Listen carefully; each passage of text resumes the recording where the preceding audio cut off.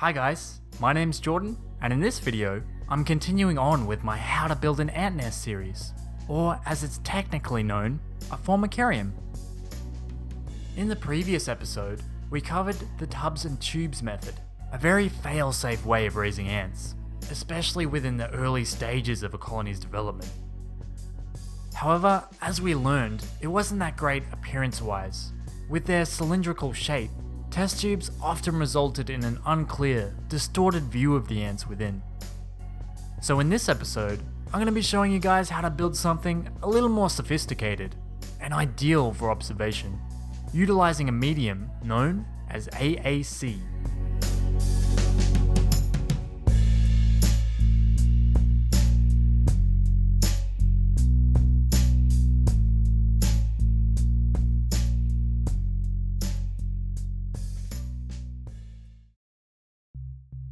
So what exactly is AAC? Well, it's essentially a very strong and lightweight building material made of Autoclaved Aerated Concrete, AAC for short.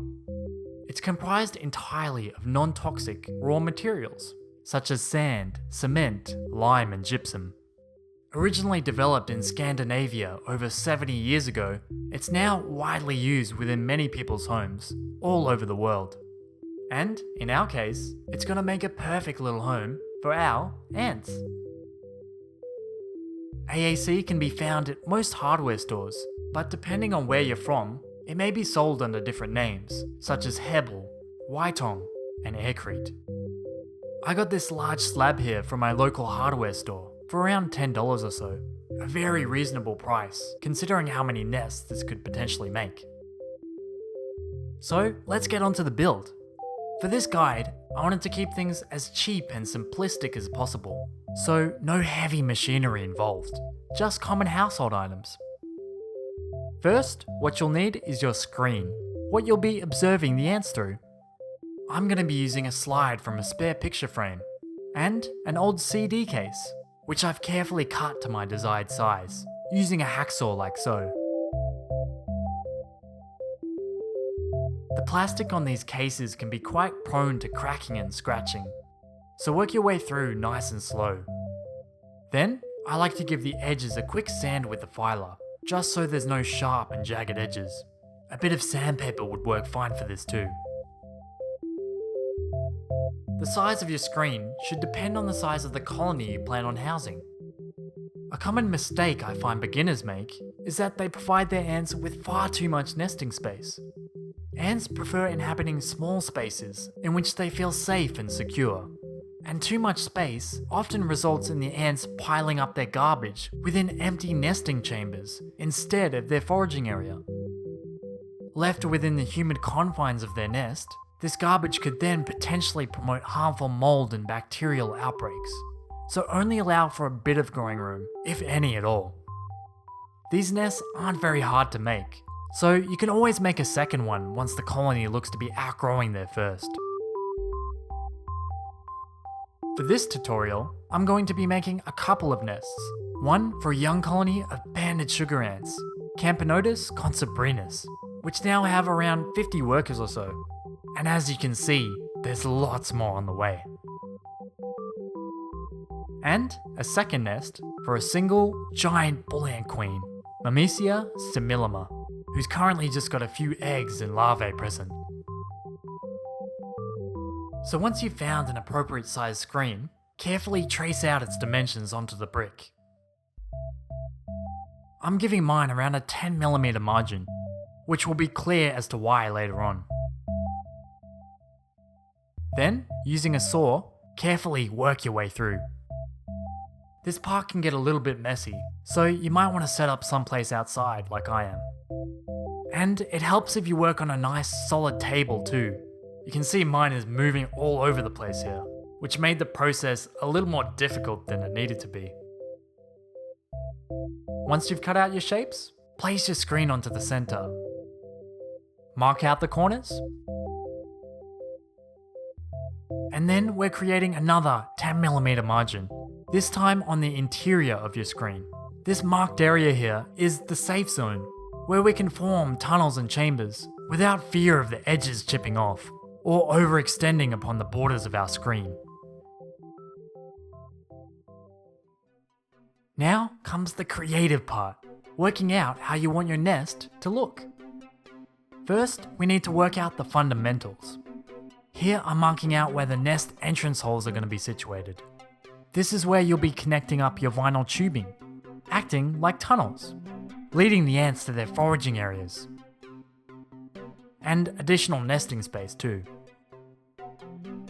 So figure out which size tubing you're going for, then trace it out.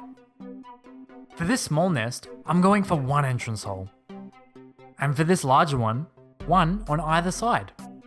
Just make sure the holes are positioned at least 10mm from the surface, so as to improve its strength and prevent it from collapsing in. Once you've got the basics of the nest down, start working on the finer details. You can make it as simple or as elaborate as you like. For this nest here, I'm going for some slender tunnels, and a few islands too. You're really only limited by your imagination, so get creative with it. Just remember to keep the size of your ants in mind. These narrow tunnels here, for example, might not be best suited for larger species, like bull ants. Then we'll need to work out a hydration system. There's many different ways to go about this. For this nest, I'm going to be drilling out a tiny hole, which will reach through to this chamber here. So using an instrument like a syringe, I'll be able to simply inject water directly into the nest. Again, at least 10mm from the surface is ideal. Another way to go about it is to apply the same method, but instead of the hole connecting directly into the nesting area, it goes into a separate section, inaccessible for the ants. Ideal if you're planning on housing a tiny ant species, which could potentially crawl into the watering holes, used in the first method. For both nests, I'm putting 1 port on either side. That way I can hydrate each side alternatively. Doing this limits the chance of mold and fungi outbreaks, as the humidity conditions won't remain stable enough for them to thrive. Once you're happy with the design, it's on to the fun part, carving out all the chambers. The material is surprisingly soft and easy to work with. All I'm using are some screwdrivers, combined with a hammer. I like to chisel around the outermost parts and slowly work my way in.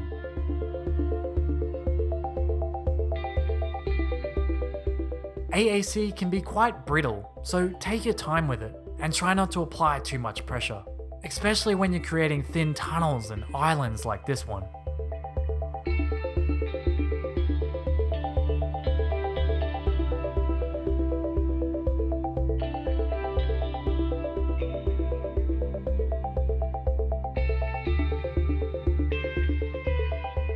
You might want to also play around with elevation changes, making some parts of the nest shallow and other parts deep, creating slopes and steps in between.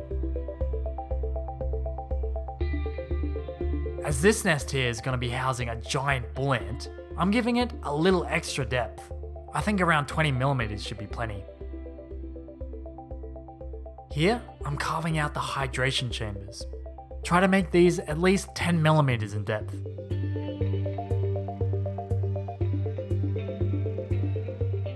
Alright, all carved out. You can see the layout on this nest is a little different to what I originally envisioned, in part due to the brittle, unpredictable nature of this material, and also just me changing my mind as I went. Not everything goes to plan. So once the carving's done, it's time to create the entrance holes. I like to first start with a small screwdriver, and then gradually work my way up. Ideally, you want the hole to be as circular as possible, and to ensure a tight, escape-proof fit, you want the hole to be just a little bit smaller than what you've traced out. To test the fit, submerge the tubing in some hot water for a little while, and then screw it in, like so. Alright, all fitting nicely. Next, it's the hydration holes. For these, I'm using a miniature screwdriver. I want the hole only just big enough for a syringe tip to be able to fit in. Perfect. Now all the cutting and drilling's done, I like to smooth down the nest interior, just using a filer and a little bit of sandpaper, rounding off all the tunnels and chambers. Of course, this stage is just optional. If you like that more rough and jagged look, then just leave it as is. You will want to get rid of those pencil marks though, so give the face a light sanding. Just make sure you sand flat and evenly, so your screen ends up sitting flush on top. Finally, I like to file the edges of the nest, so it's nice and rounded.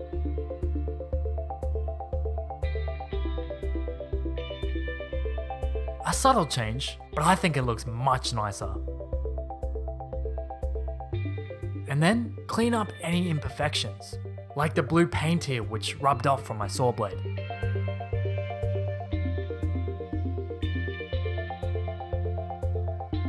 Once you're happy with how your nest is looking, make sure to give it a thorough clean.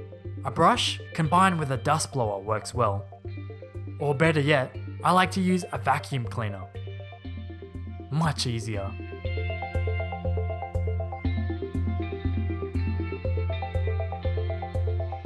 Alright, looking good.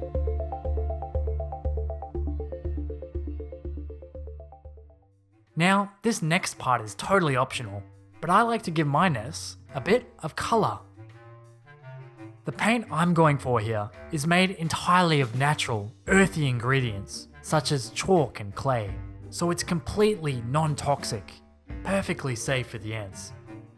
I'm giving this nest a coat of green. And this one, orange.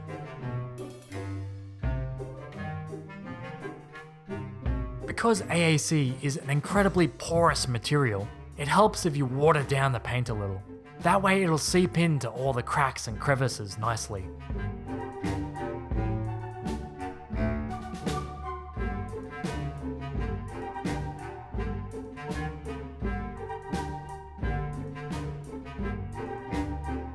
You'll notice I'm leaving the interior of the nest unpainted. I kind of like the look of ants on a white backdrop. Bright colours like white do a good job at reflecting light, thus illuminating the ants within and allowing you to see an incredible amount of detail. I like to give my nest a couple of coats for a nice solid finish. Personally, I think a coat of paint is a must. As you can see, it instantly transforms the nest, almost into a piece of art. Plus, it goes further than just aesthetics too. After numerous testing on our range, now on our shop, we discovered a coat of paint or two greatly improves the water retentive qualities of this material.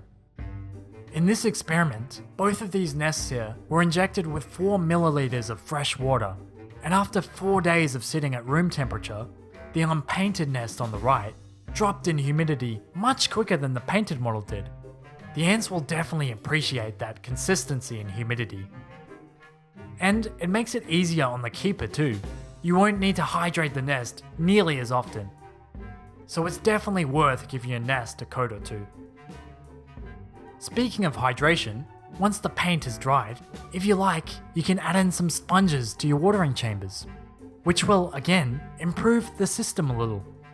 Sponges help the water disperse more slowly and evenly upon injection, and also help retain humidity a little bit longer than otherwise. Just be careful that the sponges that you use don't have any added harmful chemicals. I'm using regular kitchen sponges for mine, which come in some nice, vibrant colours. Now comes the final stage, securing your screen onto the front.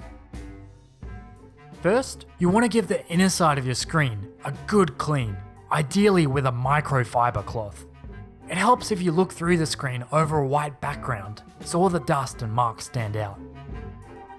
Once it's looking nice and clean, secure it onto your nest using some hot glue or some silicone. Just make sure they're non-toxic formulas. But to keep things extra simple, I'm securing mine with a colourful, non-toxic, putty-like adhesive, known as blue tack. carefully roll it up into a long, even strand.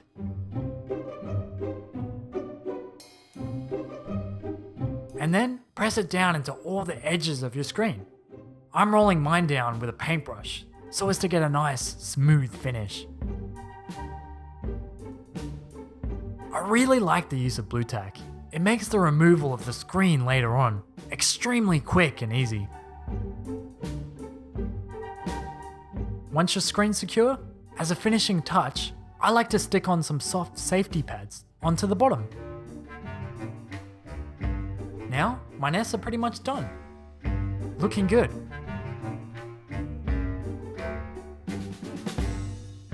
But there's just one thing missing. The ants. Now, assuming you've been raising your colony up in a tubs and tube setup, like I've been with these guys, all you have to do now is connect up their new nest to their foraging area. Just use a fairly short section of tubing. This way the ants won't have to travel very far to find their new home. Again, soften the vinyl tubing in some hot water and screw them in. Just make sure that you've sealed off any extra entrance holes. I'm using a bit of cotton for mine. Alternatively, you could attach up a water reservoir, like a test tube, half filled with fresh water and blocked off with some cotton. This way, the ants have an easily accessible source of drinking water. And additionally, the reservoir keeps up the humidity within the nest, too. To entice the ants to move in, what you want to do is first hydrate the nest.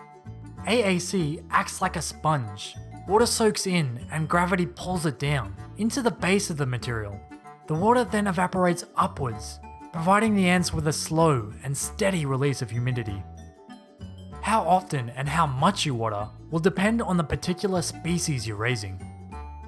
Some ants prefer a relatively dry nest, whereas others prefer a relatively saturated one. So if they don't seem interested after a few days, play around with the humidity. I've learned that this bull ant and sugar ants here prefer a fairly dry nest. So I'm adding in around 4 milliliters of fresh water, and I'll do the same in another 3 to 4 days or so. If you've opted for a simplistic hydration system, one where the water injects directly into the nest, make sure to seal off the holes with a bit of blue tack when you're done. Even if the ants you're housing are too big to be able to fit through them, wild ant colonies might not be, so this will prevent foreign ants from discovering the nest and potentially attacking and raiding its inhabitants. Once your nest has been hydrated, cover it up from any light. A little business or playing card works nicely. Now, it's just a matter of waiting. Sometimes the ants will discover the nest and move in almost straight away. And other times, they may take days, even weeks. As I often say, ant keeping requires a good deal of patience. The key is to continually experiment with the humidity until you find something that they really like. As you can see, my sugar ants here are in desperate need of a new home. They've outgrown 2 giant test tubes. Just look at all that brood. So almost as soon as I hooked up the nest, workers came in curiously to inspect the new space. And once the word got out to the rest of the colony, instantly they started moving on in.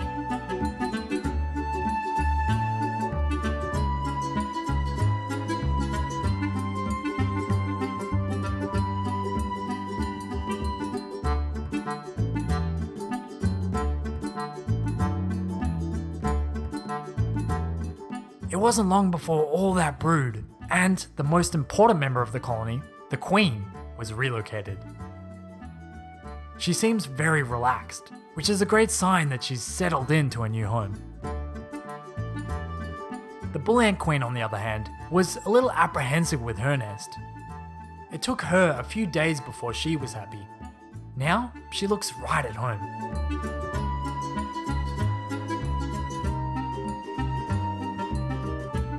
She even brought some sand in with her from her foraging area.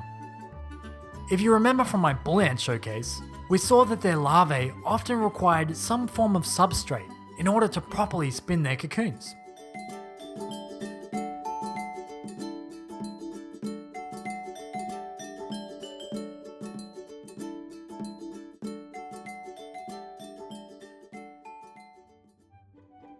So now that the ants have moved out of their old nests, unless you have a test tube attached, it's best to keep a tube or two in the foraging area.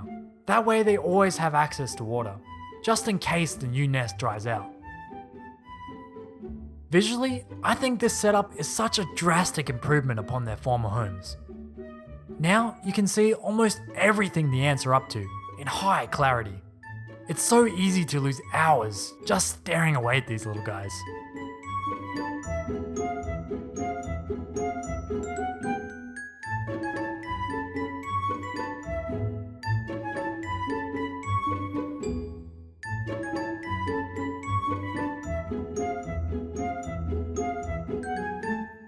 So what do you guys think of these little creations? Not too bad, right? And all through utilizing cheap and simplistic tools and materials, like CD cases, screwdrivers, and blue tack. It really is something anyone can do. And of course, if you do have access to machinery like powered drills and jigsaws, all the easier. I always feel a great sense of satisfaction from building my own nests. It really allows you to get creative, fulfilling both your personal aesthetic needs and, more importantly, allowing you to design something specialized for your ants and their needs. Like in my case, for example, where I carved out some extra chamber depth to accommodate for my giant bull ant queen here. But of course, I understand that not everyone is the crafty type. So that's where we come in.